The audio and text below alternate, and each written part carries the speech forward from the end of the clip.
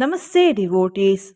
A day like this comes very rarely because today it is a special Tuesday. I am saying so because Chauthi Tithi has come on Tuesday today. Both Tuesday and Chauthi are the day to worship Lord Ganesh. Hence, by listening to this mantra today, 100 times more benefits will be obtained and auspiciousness will enter devotees' life. So, listen to this mantra without fail today. Before listening to the mantra, if you are new to the channel, subscribe the channel, press the nearby bell icon and select all option. बीजं ध्यातुः पुष्टिदमात्वरणवाक्यैः तं विघ्नेशं दुःखविनाशं कलयामि बीजं ध्यातुः पुष्टिदमात्वरणवाक्यैः तं विघ्नेशं दुःखविनाशं कलयामि बीजं ध्यातुः पुष्टिदमात्वरणवाक्यैः तं विघ्नेशं दुःखविनाशं कलयामि बीजं ध्यातुः पुष्टिदमात्वरणवाक्यैः तं विघ्नेशं दुःखविनाशं कलयामि बीजं ध्यातुः पुष्टिदमात्वरणवाक्यैः तं विघ्नेशं दुःखविनाशं कलयामि बीजं ध्यातुः पुष्टिदमात्वरणवाक्यैः तं विघ्नेशं दुःखविनाशं कलयामि बीजं ध्यातुः पुष्टिदमात्वरणवाक्यैः तं विघ्नेशं दुःखविनाशं कलयामि बीजं ध्यातुः पुष्टिदमात्वरणवाक्यैः तं विघ्नेशं दुःखविनाशं कलयामि बीजं ध्यातुः पुष्टिदमात्वरणवाक्यैः तं विघ्नेशं दुःखविनाशं कलयामि बीजं ध्यातुः पुष्टिदमात्वरणवाक्यैः तं विघ्नेशं दुःखविनाशं कलयामि बीजं ध्यातुः पुष्टिदमात्वरणवाक्यैः तं विघ्नेशं दुःखविनाशं कलयामि बीजं ध्यातुः पुष्टिदमात्वरणवाक्यैः तं विघ्नेशं दुःखविनाशं कलयामि बीजं ध्यातुः पुष्टिदमात्वरणवाक्यैः तं विघ्नेशं दुःखविनाशं कलयामि बीजं ध्यातुः पुष्टिदमात्वरणवाक्यैः तं विघ्नेशं दुःखविनाशं कलयामि बीजं ध्यातुः पुष्टिदमात्वरणवाक्यैः तं विघ्नेशं दुःखविनाशं कलयामि बीजं ध्यातुः पुष्टिदमात्वरणवाक्यैः तं विघ्नेशं दुःखविनाशं कलयामि बीजं ध्यातुः पुष्टिदमात्वरणवाक्यैः तं विघ्नेशं दुःखविनाशं कलयामि बीजं ध्यातुः पुष्टिदमात्वरणवाक्यैः तं विघ्नेशं दुःखविनाशं कलयामि बीजं ध्यातुः पुष्टिदमात्वरणवाक्यैः तं विघ्नेशं दुःखविनाशं कलयामि बीजं ध्यातुः पुष्टिदमात्वरणवाक्यैः तं विघ्नेशं दुःखविनाशं कलयामि बीजं ध्यातुः पुष्टिदमात्वरणवाक्यैः तं विघ्नेशं दुःखविनाशं कलयामि बीजं ध्यातुः पुष्टिदमात्वरणवाक्यैः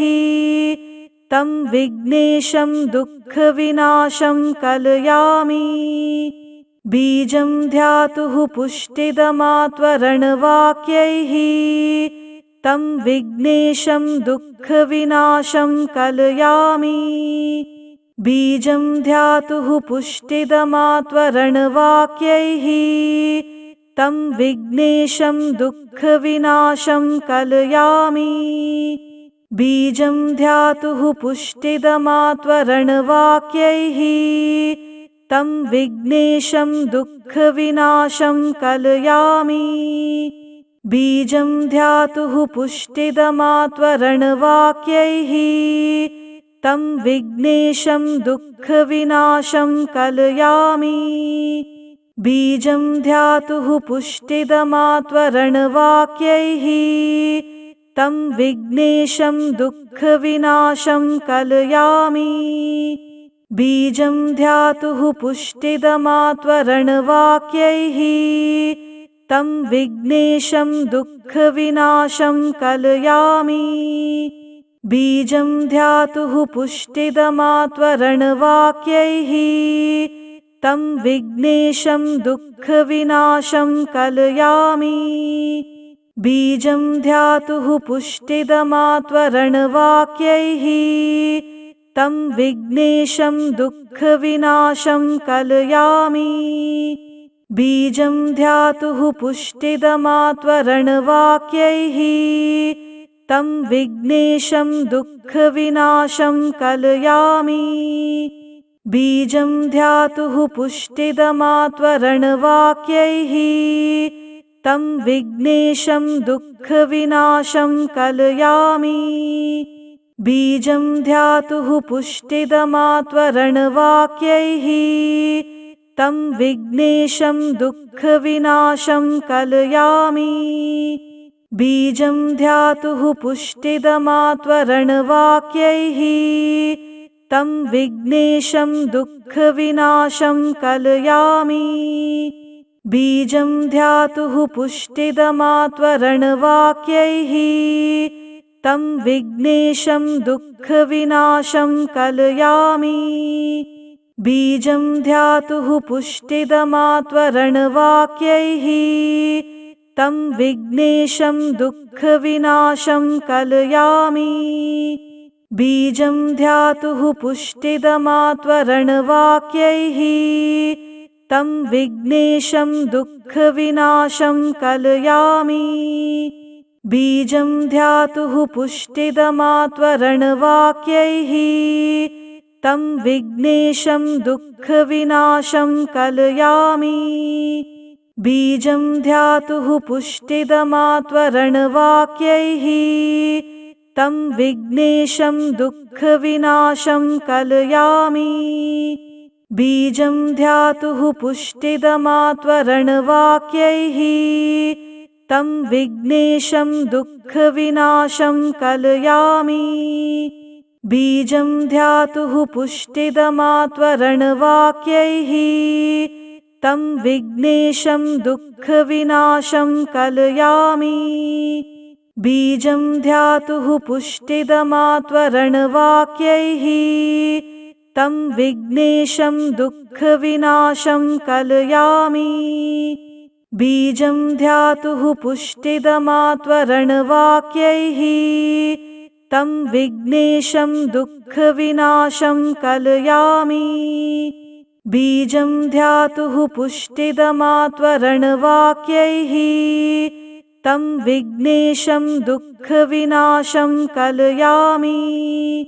बीजं ध्यातुः पुष्टिदमात्वरणवाक्यैः तं विघ्नेशं दुःखविनाशं कलयामि।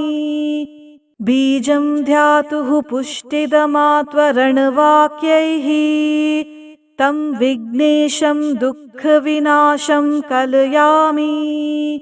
बीजं ध्यातुः पुष्टिदमात्वरणवाक्यैः तं विघ्नेशं दुःखविनाशं कलयामि। बीजं ध्यातुः पुष्टिदमात्वरणवाक्यैः तं विघ्नेशं दुःखविनाशं कलयामि। बीजं ध्यातुः पुष्टिदमात्वरणवाक्यैः तं विघ्नेशं दुःखविनाशं कलयामि। बीजं ध्यातुः पुष्टिदमात्वरणवाक्यैः तं विघ्नेशं दुःखविनाशं कलयामि। बीजं ध्यातुः पुष्टिदमात्वरणवाक्यैः तं विघ्नेशं दुःखविनाशं कलयामि। बीजं ध्यातुः पुष्टिदमात्वरणवाक्यैः तं विघ्नेशं दुःखविनाशं कलयामि। बीजं ध्यातुः पुष्टिदमात्वरणवाक्यैः तं विघ्नेशं दुःखविनाशं कलयामि। बीजं ध्यातुः पुष्टिदमात्वरणवाक्यैः तं विघ्नेशं दुःखविनाशं कलयामि। बीजं ध्यातुः पुष्टिदमात्वरणवाक्यैः तं विघ्नेशं दुःखविनाशं कलयामि। बीजं ध्यातुः पुष्टिदमात्वरणवाक्यैः तं विघ्नेशं दुःखविनाशं कलयामि। बीजं ध्यातुः पुष्टिदमात्वरणवाक्यैः तं विघ्नेशं दुःखविनाशं कलयामि। बीजं ध्यातुः पुष्टिदमात्वरणवाक्यैः तं विघ्नेशं दुःखविनाशं कलयामि।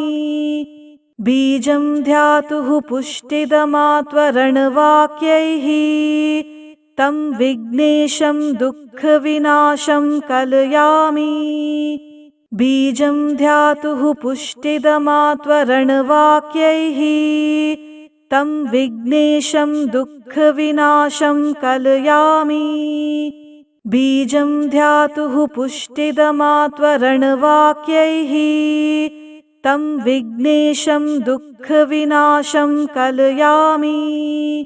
बीजं ध्यातुः पुष्टिदमात्वरणवाक्यैः तं विघ्नेशं दुःखविनाशं कलयामि।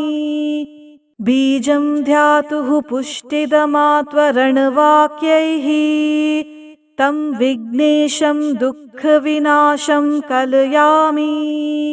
बीजं ध्यातुः पुष्टिदमात्वरणवाक्यैः तं विघ्नेशं दुःखविनाशं कलयामि।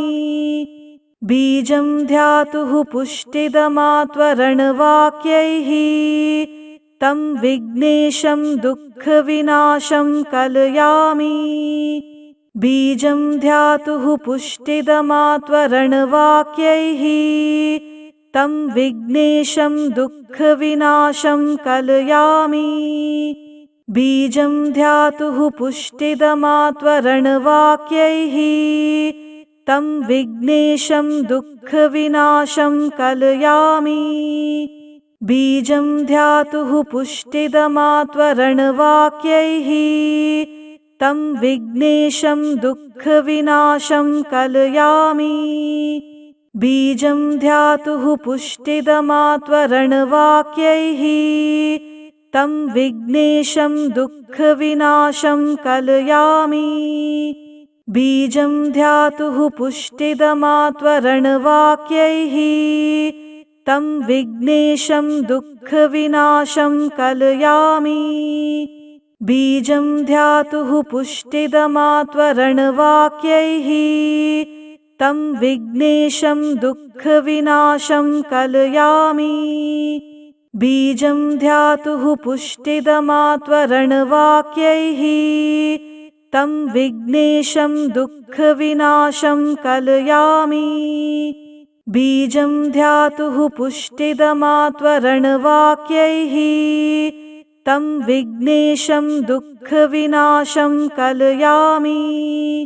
बीजं ध्यातुः पुष्टिदमात्वरणवाक्यैः तं विघ्नेशं दुःखविनाशं कलयामि। बीजं ध्यातुः पुष्टिदमात्वरणवाक्यैः तं विघ्नेशं दुःखविनाशं कलयामि। बीजं ध्यातुः पुष्टिदमात्वरणवाक्यैः तं विघ्नेशं दुःखविनाशं कलयामि। बीजं ध्यातुः पुष्टिदमात्वरणवाक्यैः तं विघ्नेशं दुःखविनाशं कलयामि।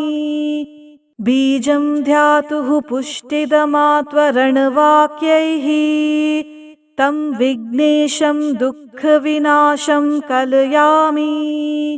बीजं ध्यातुः पुष्टिदमात्वरणवाक्यैः तं विघ्नेशं दुःखविनाशं कलयामि।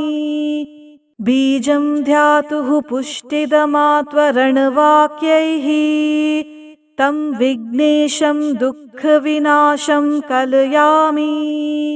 बीजं ध्यातुः पुष्टिदमात्वरणवाक्यैः तं विघ्नेशं दुःखविनाशं कलयामि।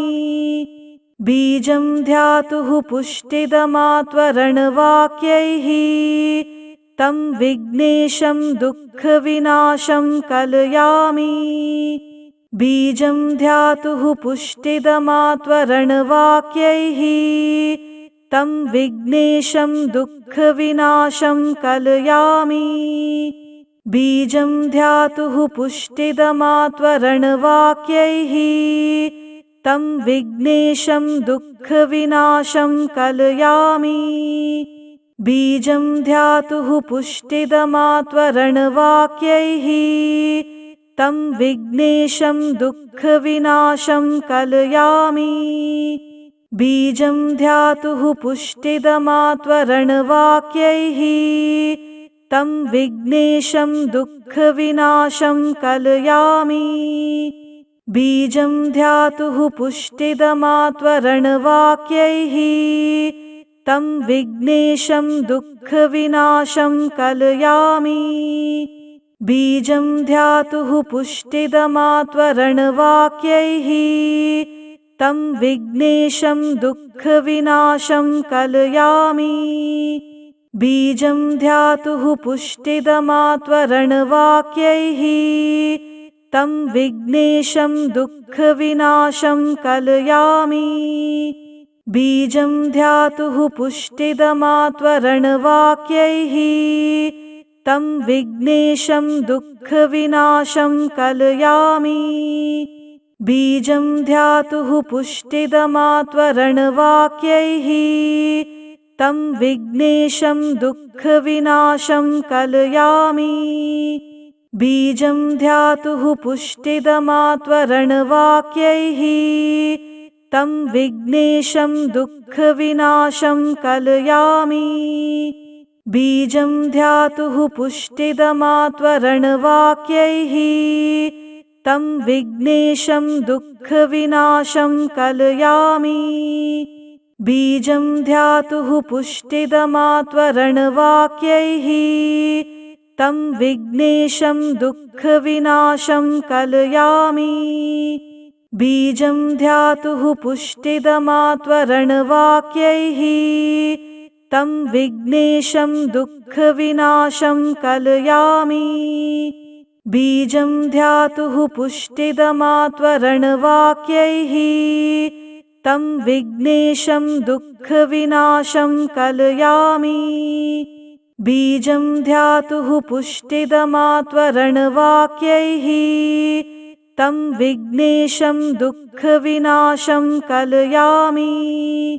बीजं ध्यातुः पुष्टिदमात्वरणवाक्यैः तं विघ्नेशं दुःखविनाशं कलयामि। बीजं ध्यातुः पुष्टिदमात्वरणवाक्यैः तं विघ्नेशं दुःखविनाशं कलयामि। बीजं ध्यातुः पुष्टिदमात्वरणवाक्यैः तं विघ्नेशं दुःखविनाशं कलयामि। बीजं ध्यातुः पुष्टिदमात्वरणवाक्यैः तं विघ्नेशं दुःखविनाशं कलयामि। बीजं ध्यातुः पुष्टिदमात्वरणवाक्यैः तं विघ्नेशं दुःखविनाशं कलयामि। बीजं ध्यातुः पुष्टिदमात्वरणवाक्यैः तं विघ्नेशं दुःखविनाशं कलयामि। बीजं ध्यातुः पुष्टिदमात्वरणवाक्यैः तं विघ्नेशं दुःखविनाशं कलयामि। बीजं ध्यातुः पुष्टिदमात्वरणवाक्यैः तं विघ्नेशं दुःखविनाशं कलयामि। बीजं ध्यातुः पुष्टिदमात्वरणवाक्यैः तं विघ्नेशं दुःखविनाशं कलयामि। बीजं ध्यातुः पुष्टिदमात्वरणवाक्यैः तं विघ्नेशं दुःखविनाशं कलयामि। बीजं ध्यातुः पुष्टिदमात्वरणवाक्यैः तं विघ्नेशं दुःखविनाशं कलयामि। बीजं ध्यातुः पुष्टिदमात्वरणवाक्यैः तं विघ्नेशं दुःखविनाशं कलयामि। बीजं ध्यातुः पुष्टिदमात्वरणवाक्यैः तं विघ्नेशं दुःखविनाशं कलयामि। बीजं ध्यातुः पुष्टिदमात्वरणवाक्यैः तं विघ्नेशं दुःखविनाशं कलयामि। बीजं ध्यातुः पुष्टिदमात्वरणवाक्यैः तं विघ्नेशं दुःखविनाशं कलयामि। बीजं ध्यातुः पुष्टिदमात्वरणवाक्यैः तं विघ्नेशं दुःखविनाशं कलयामि। बीजं ध्यातुः पुष्टिदमात्वरणवाक्यैः तं विघ्नेशं दुःखविनाशं कलयामि। बीजं ध्यातुः पुष्टिदमात्वरणवाक्यैः तं विघ्नेशं दुःखविनाशं कलयामि। बीजं ध्यातुः पुष्टिदमात्वरणवाक्यैः तं विघ्नेशं दुःखविनाशं कलयामि। बीजं ध्यातुः पुष्टिदमात्वरणवाक्यैः तं विघ्नेशं दुःखविनाशं कलयामि। बीजं ध्यातुः पुष्टिदमात्वरणवाक्यैः तं विघ्नेशं दुःखविनाशं कलयामि। बीजं ध्यातुः पुष्टिदमात्वरणवाक्यैः तं विघ्नेशं दुःखविनाशं कलयामि। बीजं ध्यातुः पुष्टिदमात्वरणवाक्यैः तं विघ्नेशं दुःखविनाशं कलयामि। बीजं ध्यातुः पुष्टिदमात्वरणवाक्यैः तं विघ्नेशं दुःखविनाशं कलयामि। बीजं ध्यातुः पुष्टिदमात्वरणवाक्यैः तं विघ्नेशं दुःखविनाशं कलयामि। बीजं ध्यातुः पुष्टिदमात्वरणवाक्यैः तं विघ्नेशं दुःखविनाशं कलयामि। बीजं ध्यातुः पुष्टिदमात्वरणवाक्यैः तं विघ्नेशं दुःखविनाशं कलयामि। बीजं ध्यातुः पुष्टिदमात्वरणवाक्यैः तं विघ्नेशं दुःखविनाशं कलयामि। बीजं ध्यातुः पुष्टिदमात्वरणवाक्यैः तं विघ्नेशं दुःखविनाशं कलयामि।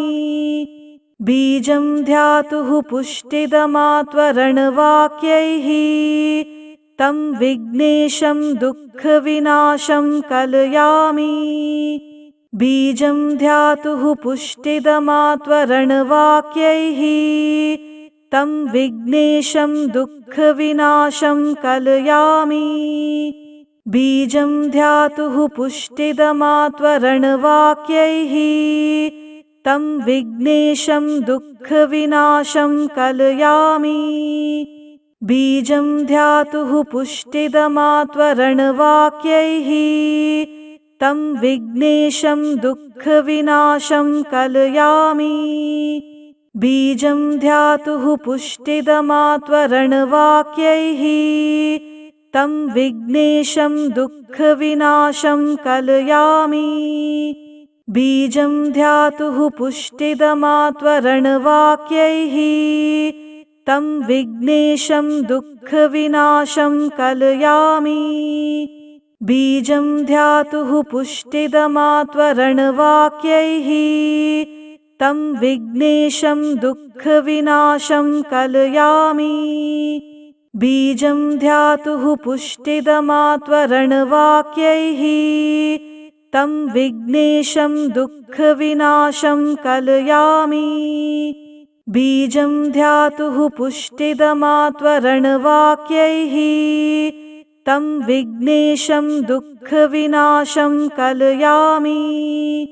बीजं ध्यातुः पुष्टिदमात्वरणवाक्यैः तं विघ्नेशं दुःखविनाशं कलयामि। बीजं ध्यातुः पुष्टिदमात्वरणवाक्यैः तं विघ्नेशं दुःखविनाशं कलयामि। बीजं ध्यातुः पुष्टिदमात्वरणवाक्यैः तं विघ्नेशं दुःखविनाशं कलयामि।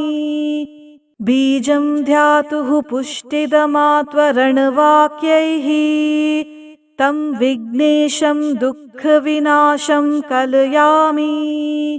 बीजं ध्यातुः पुष्टिदमात्वरणवाक्यैः तं विघ्नेशं दुःखविनाशं कलयामि। बीजं ध्यातुः पुष्टिदमात्वरणवाक्यैः तं विघ्नेशं दुःखविनाशं कलयामि। बीजं ध्यातुः पुष्टिदमात्वरणवाक्यैः तं विघ्नेशं दुःखविनाशं कलयामि। बीजं ध्यातुः पुष्टिदमात्वरणवाक्यैः तं विघ्नेशं दुःखविनाशं कलयामि। बीजं ध्यातुः पुष्टिदमात्वरणवाक्यैः तं विघ्नेशं दुःखविनाशं कलयामि। बीजं ध्यातुः पुष्टिदमात्वरणवाक्यैः तं विघ्नेशं दुःखविनाशं कलयामि। बीजं ध्यातुः पुष्टिदमात्वरणवाक्यैः तं विघ्नेशं दुःखविनाशं कलयामि। बीजं ध्यातुः पुष्टिदमात्वरणवाक्यैः तं विघ्नेशं दुःखविनाशं कलयामि। बीजं ध्यातुः पुष्टिदमात्वरणवाक्यैः तं विघ्नेशं दुःखविनाशं कलयामि। बीजं ध्यातुः पुष्टिदमात्वरणवाक्यैः तं विघ्नेशं दुःखविनाशं कलयामि। बीजं ध्यातुः पुष्टिदमात्वरणवाक्यैः तं विघ्नेशं दुःखविनाशं कलयामि। बीजं ध्यातुः पुष्टिदमात्वरणवाक्यैः तं विघ्नेशं दुःखविनाशं कलयामि। बीजं ध्यातुः पुष्टिदमात्वरणवाक्यैः तं विघ्नेशं दुःखविनाशं कलयामि। बीजं ध्यातुः पुष्टिदमात्वरणवाक्यैः तं विघ्नेशं दुःखविनाशं कलयामि। बीजं ध्यातुः पुष्टिदमात्वरणवाक्यैः तं विघ्नेशं दुःखविनाशं कलयामि। बीजं ध्यातुः पुष्टिदमात्वरणवाक्यैः तं विघ्नेशं दुःखविनाशं कलयामि। बीजं ध्यातुः पुष्टिदमात्वरणवाक्यैः तं विघ्नेशं दुःखविनाशं कलयामि। बीजं ध्यातुः पुष्टिदमात्वरणवाक्यैः तं विघ्नेशं दुःखविनाशं कलयामि। बीजं ध्यातुः पुष्टिदमात्वरणवाक्यैः तं विघ्नेशं दुःखविनाशं कलयामि। बीजं ध्यातुः पुष्टिदमात्वरणवाक्यैः तं विघ्नेशं दुःखविनाशं कलयामि। बीजं ध्यातुः पुष्टिदमात्वरणवाक्यैः तं विघ्नेशं दुःखविनाशं कलयामि। बीजं ध्यातुः पुष्टिदमात्वरणवाक्यैः तं विघ्नेशं दुःखविनाशं कलयामि। बीजं ध्यातुः पुष्टिदमात्वरणवाक्यैः तं विघ्नेशं दुःखविनाशं कलयामि। बीजं ध्यातुः पुष्टिदमात्वरणवाक्यैः तं विघ्नेशं दुःखविनाशं कलयामि। बीजं ध्यातुः पुष्टिदमात्वरणवाक्यैः तं विघ्नेशं दुःखविनाशं कलयामि। बीजं ध्यातुः पुष्टिदमात्वरणवाक्यैः तं विघ्नेशं दुःखविनाशं कलयामि। बीजं ध्यातुः पुष्टिदमात्वरणवाक्यैः तं विघ्नेशं दुःखविनाशं कलयामि। बीजं ध्यातुः पुष्टिदमात्वरणवाक्यैः तं विघ्नेशं दुःखविनाशं कलयामि। बीजं ध्यातुः पुष्टिदमात्वरणवाक्यैः तं विघ्नेशं दुःखविनाशं कलयामि।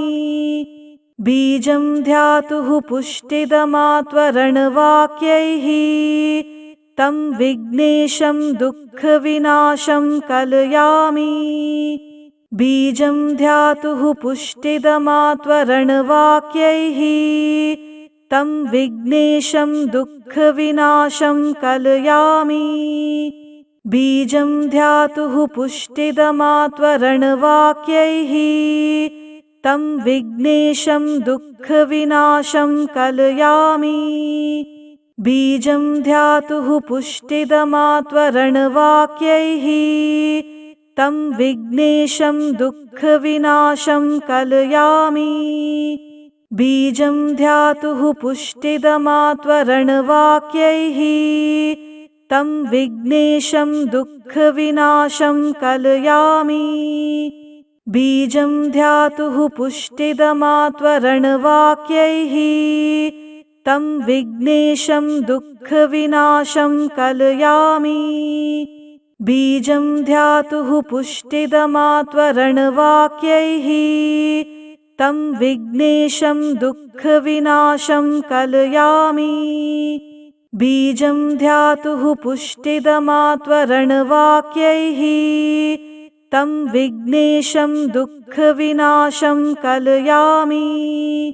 बीजं ध्यातुः पुष्टिदमात्वरणवाक्यैः तं विघ्नेशं दुःखविनाशं कलयामि। बीजं ध्यातुः पुष्टिदमात्वरणवाक्यैः तं विघ्नेशं दुःखविनाशं कलयामि। बीजं ध्यातुः पुष्टिदमात्वरणवाक्यैः तं विघ्नेशं दुःखविनाशं कलयामि। बीजं ध्यातुः पुष्टिदमात्वरणवाक्यैः तं विघ्नेशं दुःखविनाशं कलयामि। बीजं ध्यातुः पुष्टिदमात्वरणवाक्यैः तं विघ्नेशं दुःखविनाशं कलयामि। बीजं ध्यातुः पुष्टिदमात्वरणवाक्यैः तं विघ्नेशं दुःखविनाशं कलयामि। बीजं ध्यातुः पुष्टिदमात्वरणवाक्यैः तं विघ्नेशं दुःखविनाशं कलयामि। बीजं ध्यातुः पुष्टिदमात्वरणवाक्यैः तं विघ्नेशं दुःखविनाशं कलयामि।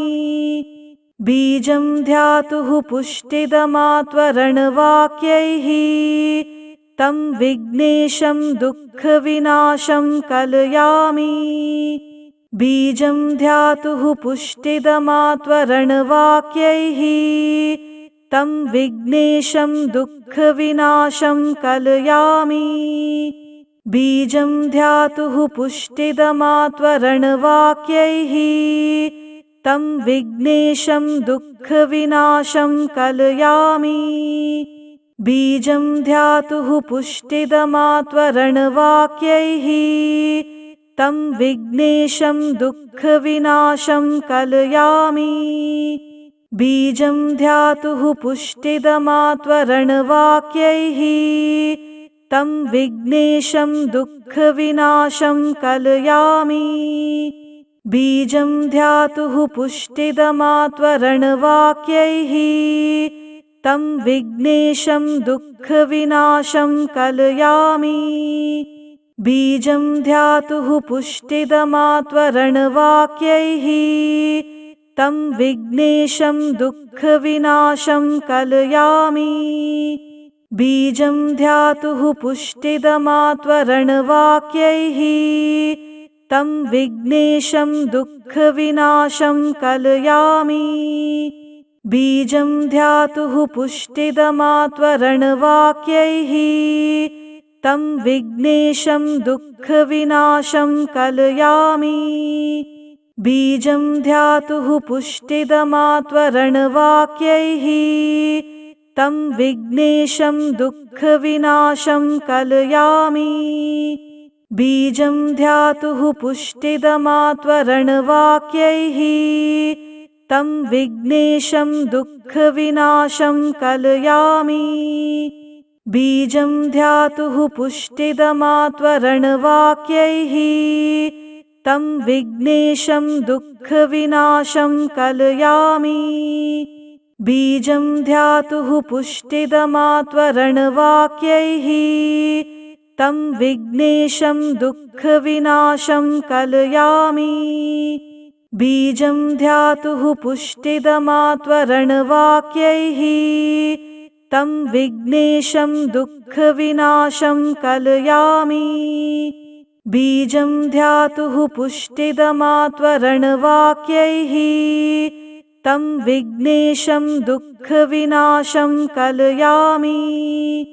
बीजं ध्यातुः पुष्टिदमात्वरणवाक्यैः तं विघ्नेशं दुःखविनाशं कलयामि। बीजं ध्यातुः पुष्टिदमात्वरणवाक्यैः तं विघ्नेशं दुःखविनाशं कलयामि। बीजं ध्यातुः पुष्टिदमात्वरणवाक्यैः तं विघ्नेशं दुःखविनाशं कलयामि। बीजं ध्यातुः पुष्टिदमात्वरणवाक्यैः तं विघ्नेशं दुःखविनाशं कलयामि। बीजं ध्यातुः पुष्टिदमात्वरणवाक्यैः तं विघ्नेशं दुःखविनाशं कलयामि। बीजं ध्यातुः पुष्टिदमात्वरणवाक्यैः तं विघ्नेशं दुःखविनाशं कलयामि। बीजं ध्यातुः पुष्टिदमात्वरणवाक्यैः तं विघ्नेशं दुःखविनाशं कलयामि। बीजं ध्यातुः पुष्टिदमात्वरणवाक्यैः तं विघ्नेशं दुःखविनाशं कलयामि। बीजं ध्यातुः पुष्टिदमात्वरणवाक्यैः तं विघ्नेशं दुःखविनाशं कलयामि। बीजं ध्यातुः पुष्टिदमात्वरणवाक्यैः तं विघ्नेशं दुःखविनाशं कलयामि। बीजं ध्यातुः पुष्टिदमात्वरणवाक्यैः तं विघ्नेशं दुःखविनाशं कलयामि। बीजं ध्यातुः पुष्टिदमात्वरणवाक्यैः तं विघ्नेशं दुःखविनाशं कलयामि। बीजं ध्यातुः पुष्टिदमात्वरणवाक्यैः तं विघ्नेशं दुःखविनाशं कलयामि। बीजं ध्यातुः पुष्टिदमात्वरणवाक्यैः तं विघ्नेशं दुःखविनाशं कलयामि। बीजं ध्यातुः पुष्टिदमात्वरणवाक्यैः तं विघ्नेशं दुःखविनाशं कलयामि। बीजं ध्यातुः पुष्टिदमात्वरणवाक्यैः तं विघ्नेशं दुःखविनाशं कलयामि। बीजं ध्यातुः पुष्टिदमात्वरणवाक्यैः तं विघ्नेशं दुःखविनाशं कलयामि। बीजं ध्यातुः पुष्टिदमात्वरणवाक्यैः तं विघ्नेशं दुःखविनाशं कलयामि। बीजं ध्यातुः पुष्टिदमात्वरणवाक्यैः तं विघ्नेशं दुःखविनाशं कलयामि। बीजं ध्यातुः पुष्टिदमात्वरणवाक्यैः तं विघ्नेशं दुःखविनाशं कलयामि। बीजं ध्यातुः पुष्टिदमात्वरणवाक्यैः तं विघ्नेशं दुःखविनाशं कलयामि। बीजं ध्यातुः पुष्टिदमात्वरणवाक्यैः तं विघ्नेशं दुःखविनाशं कलयामि। बीजं ध्यातुः पुष्टिदमात्वरणवाक्यैः तं विघ्नेशं दुःखविनाशं कलयामि। बीजं ध्यातुः पुष्टिदमात्वरणवाक्यैः तं विघ्नेशं दुःखविनाशं कलयामि। बीजं ध्यातुः पुष्टिदमात्वरणवाक्यैः तं विघ्नेशं दुःखविनाशं कलयामि। बीजं ध्यातुः पुष्टिदमात्वरणवाक्यैः तं विघ्नेशं दुःखविनाशं कलयामि। बीजं ध्यातुः पुष्टिदमात्वरणवाक्यैः तं विघ्नेशं दुःखविनाशं कलयामि। बीजं ध्यातुः पुष्टिदमात्वरणवाक्यैः तं विघ्नेशं दुःखविनाशं कलयामि।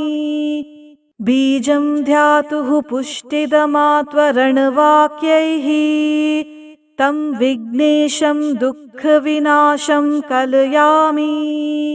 बीजं ध्यातुः पुष्टिदमात्वरणवाक्यैः तं विघ्नेशं दुःखविनाशं कलयामि। बीजं ध्यातुः पुष्टिदमात्वरणवाक्यैः तं विघ्नेशं दुःखविनाशं कलयामि। बीजं ध्यातुः पुष्टिदमात्वरणवाक्यैः तं विघ्नेशं दुःखविनाशं कलयामि। बीजं ध्यातुः पुष्टिदमात्वरणवाक्यैः तं विघ्नेशं दुःखविनाशं कलयामि। बीजं ध्यातुः पुष्टिदमात्वरणवाक्यैः तं विघ्नेशं दुःखविनाशं कलयामि। बीजं ध्यातुः पुष्टिदमात्वरणवाक्यैः तं विघ्नेशं दुःखविनाशं कलयामि। बीजं ध्यातुः पुष्टिदमात्वरणवाक्यैः तं विघ्नेशं दुःखविनाशं कलयामि। बीजं ध्यातुः पुष्टिदमात्वरणवाक्यैः तं विघ्नेशं दुःखविनाशं कलयामि। बीजं ध्यातुः पुष्टिदमात्वरणवाक्यैः तं विघ्नेशं दुःखविनाशं कलयामि। बीजं ध्यातुः पुष्टिदमात्वरणवाक्यैः तं विघ्नेशं दुःखविनाशं कलयामि। बीजं ध्यातुः पुष्टिदमात्वरणवाक्यैः तं विघ्नेशं दुःखविनाशं कलयामि। बीजं ध्यातुः पुष्टिदमात्वरणवाक्यैः तं विघ्नेशं दुःखविनाशं कलयामि। बीजं ध्यातुः पुष्टिदमात्वरणवाक्यैः तं विघ्नेशं दुःखविनाशं कलयामि। बीजं ध्यातुः पुष्टिदमात्वरणवाक्यैः तं विघ्नेशं दुःखविनाशं कलयामि। बीजं ध्यातुः पुष्टिदमात्वरणवाक्यैः तं विघ्नेशं दुःखविनाशं कलयामि। बीजं ध्यातुः पुष्टिदमात्वरणवाक्यैः तं विघ्नेशं दुःखविनाशं कलयामि। बीजं ध्यातुः पुष्टिदमात्वरणवाक्यैः तं विघ्नेशं दुःखविनाशं कलयामि। बीजं ध्यातुः पुष्टिदमात्वरणवाक्यैः तं विघ्नेशं दुःखविनाशं कलयामि। बीजं ध्यातुः पुष्टिदमात्वरणवाक्यैः तं विघ्नेशं दुःखविनाशं कलयामि। बीजं ध्यातुः पुष्टिदमात्वरणवाक्यैः तं विघ्नेशं दुःखविनाशं कलयामि।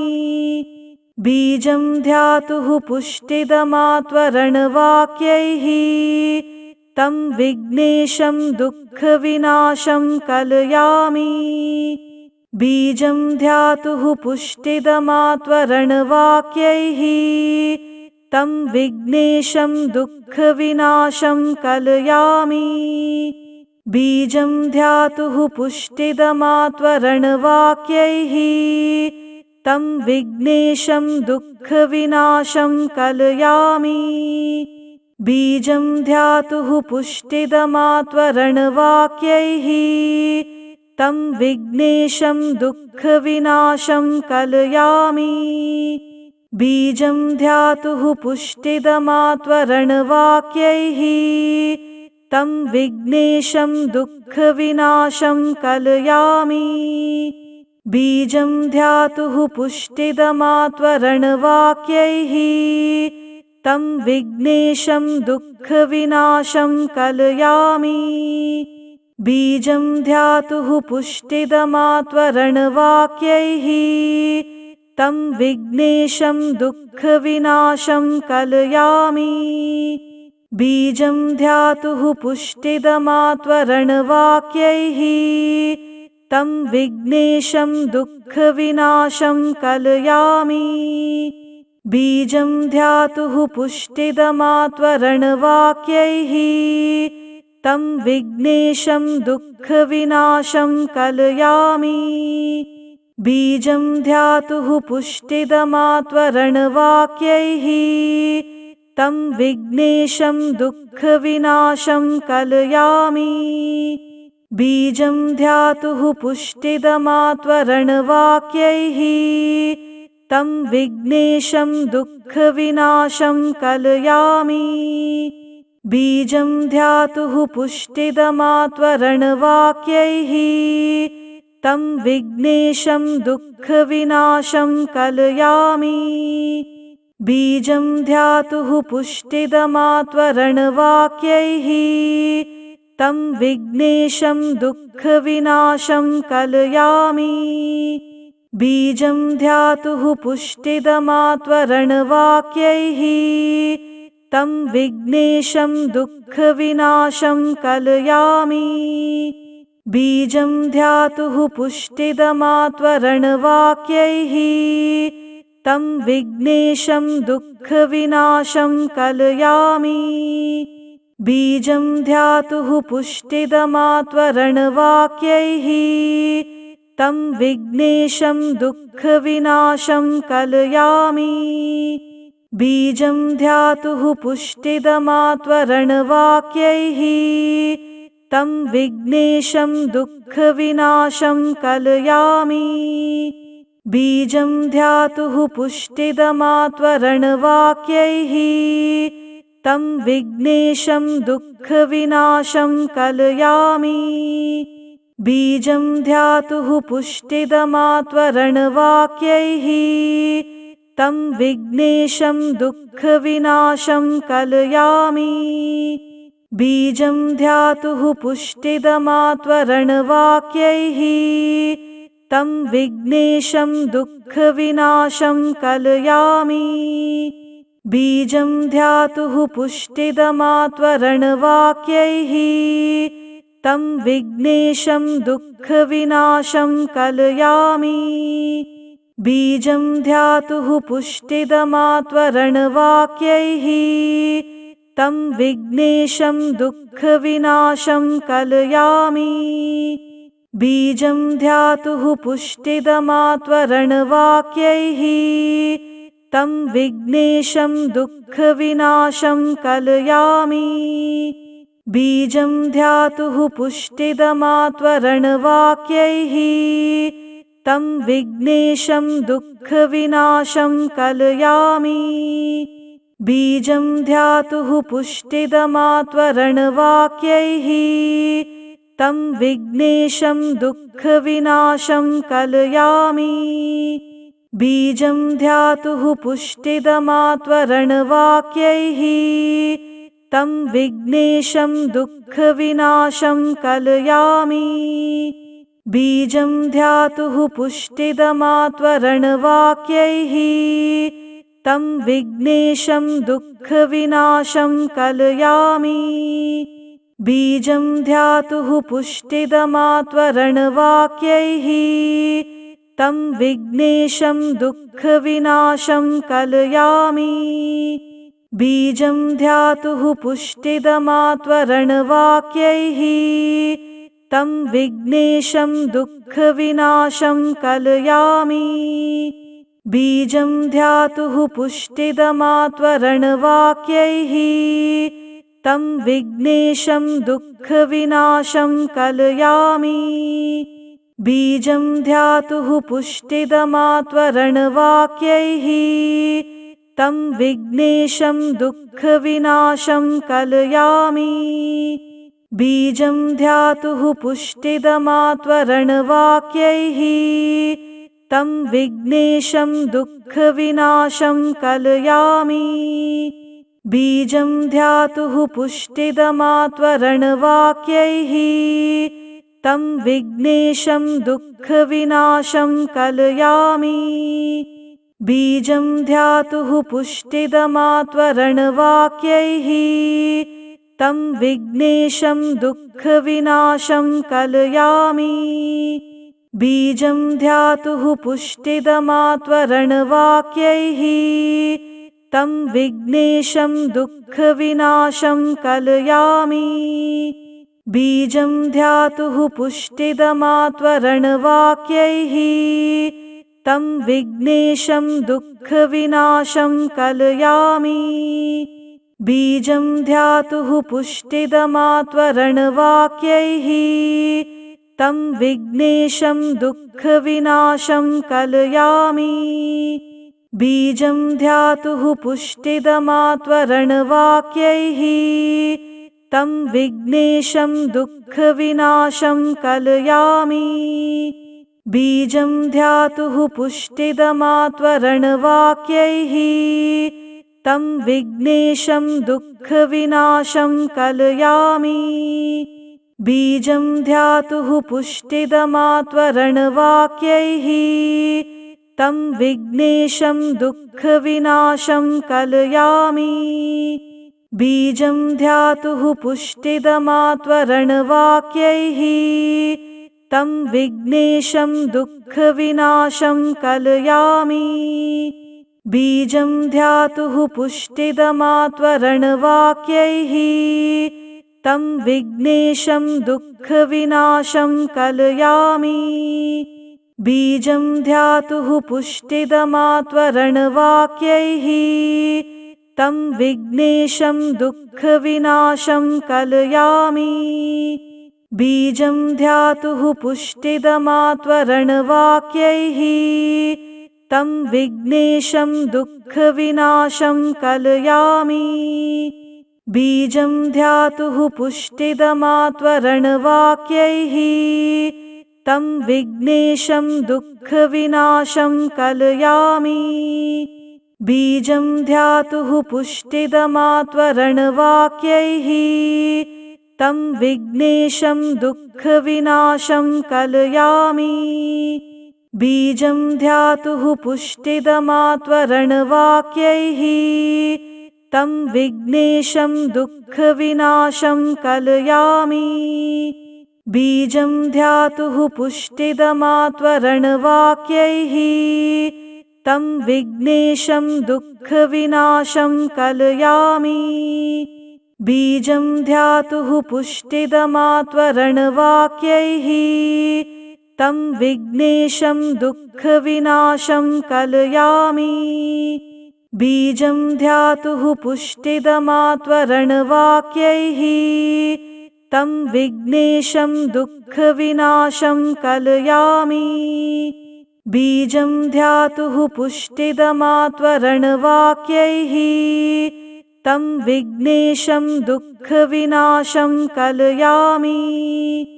बीजं ध्यातुः पुष्टिदमात्वरणवाक्यैः तं विघ्नेशं दुःखविनाशं कलयामि।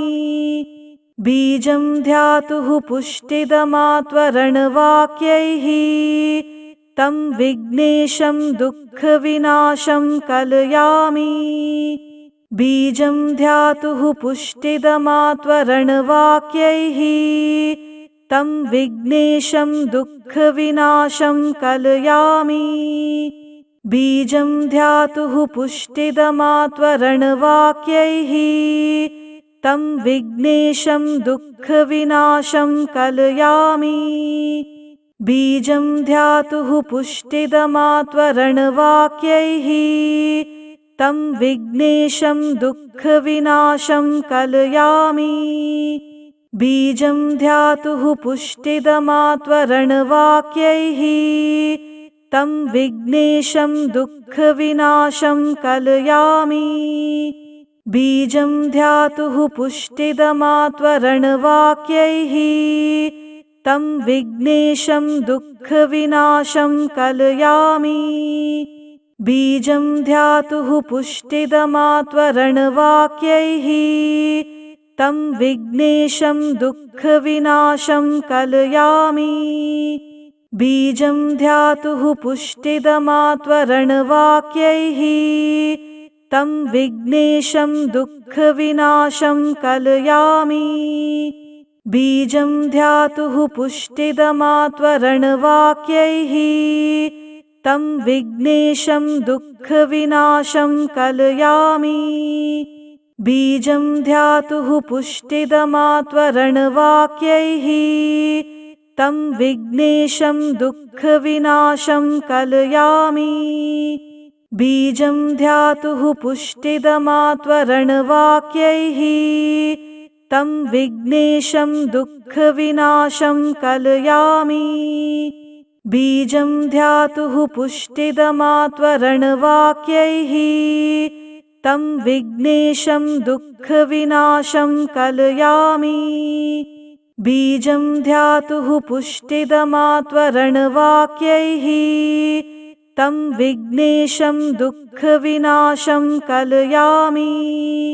बीजं ध्यातुः पुष्टिदमात्वरणवाक्यैः तं विघ्नेशं दुःखविनाशं कलयामि। बीजं ध्यातुः पुष्टिदमात्वरणवाक्यैः तं विघ्नेशं दुःखविनाशं कलयामि। बीजं ध्यातुः पुष्टिदमात्वरणवाक्यैः तं विघ्नेशं दुःखविनाशं कलयामि। बीजं ध्यातुः पुष्टिदमात्वरणवाक्यैः तं विघ्नेशं दुःखविनाशं कलयामि।